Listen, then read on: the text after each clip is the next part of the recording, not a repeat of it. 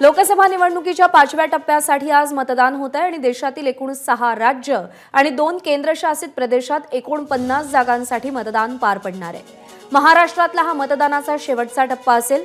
मुंबईतल्या सगळ्या 6 जागांसाठी त्यासोबतच ठाणे, कल्याण, भिवंडी, नाशिक, दिंडोरी आणि धुळे या 13 जागांवर आज मतदार मतदानाचा हक्क बजावतील।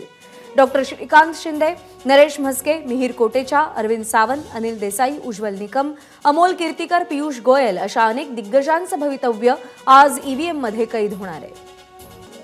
आज महाराष्ट्रातल्या 13 जागांवरती मतदान होणार आहे। दिग्गजांची प्रतिष्ठा आज पणाला लागतेय।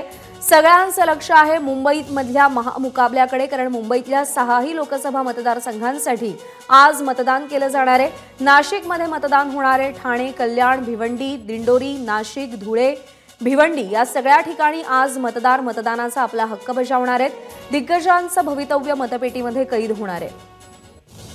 आज मतदानाची टक्केवारी नेमकी कशी राहते याची देखील उत्सुकता आहे, कारण का शनिवार रविवारच्या सुट्टीला लागून सोमवारची ही मतदानाची सुट्टी लोकांना मिळाली आहे। त्यामुळे अनेक जण कदाचित मुंबई बाहेर गेले असण्याची शक्यता आहे।